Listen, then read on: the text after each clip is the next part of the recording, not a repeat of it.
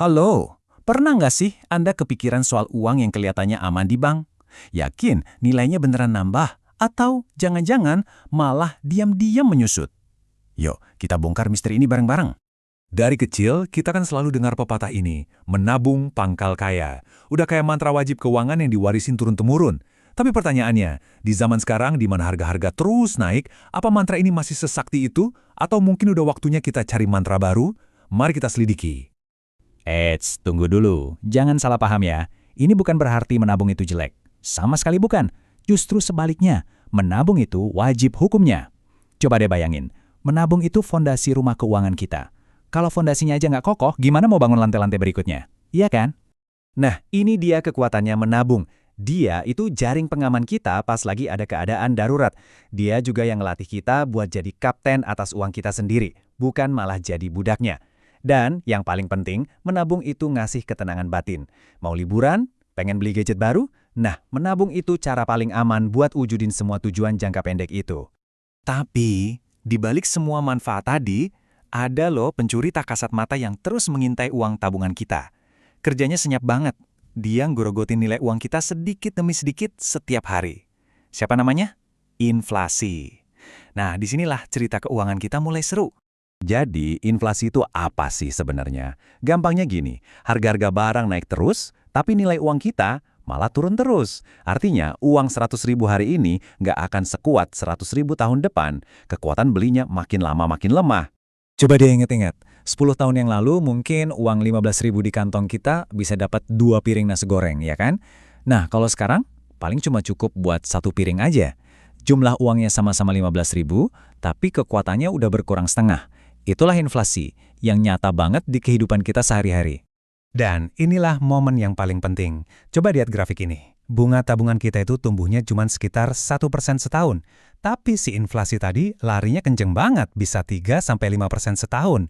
Artinya apa? Secara hitung-hitungan uang kita di tabungan itu jelas kalah balapan. Nominalnya sih kelihatan nambah dikit, tapi nilainya malah minus setiap tahun. Pahit ya, tapi ini kenyataannya. Terus kita harus pasrah aja gitu? Tentu enggak dong. Kalau inflasi itu penjahatnya, kita butuh pahlawan. Kita butuh cara supaya uang kita nggak cuma diam, tapi bisa melawan balik. Bahkan tumbuh lebih kuat dari inflasi. Dan pahlawan itu namanya investasi. Yuk kita coba simulasi kecil-kecilan. Coba bayangin deh, 10 tahun lalu Anda mulai kebiasaan simple, nyisihin uang jajan kopi cuma 10.000 perak setiap hari. Uang yang mungkin nggak kerasa kalau kita belanjain, tapi apa jadinya ya kalau uang receh ini kita kumpulin dan kita suruh kerja? Dan boom, setelah 10 tahun, uang 10 ribuan harian itu berubah jadi lebih dari 51 juta rupiah. Luar biasa kan? Dari 10.000 sehari jadi puluhan juta. Gimana ceritanya? Oke, kita bongkar rahasianya. Lihat deh keajaiban ini. Modal yang Anda setor selama 10 tahun itu cuma 36 juta. Tapi hasilnya ada lebih dari 15 juta rupiah bonus dari hasil investasi. Nah, inilah yang namanya uang bekerja untuk Anda. Bahkan saat Anda tidur, uang Anda tetap bangun dan menghasilkan uang baru. Ini adalah sesuatu yang nggak akan pernah terjadi kalau uangnya cuma diam di rekening tabungan biasa.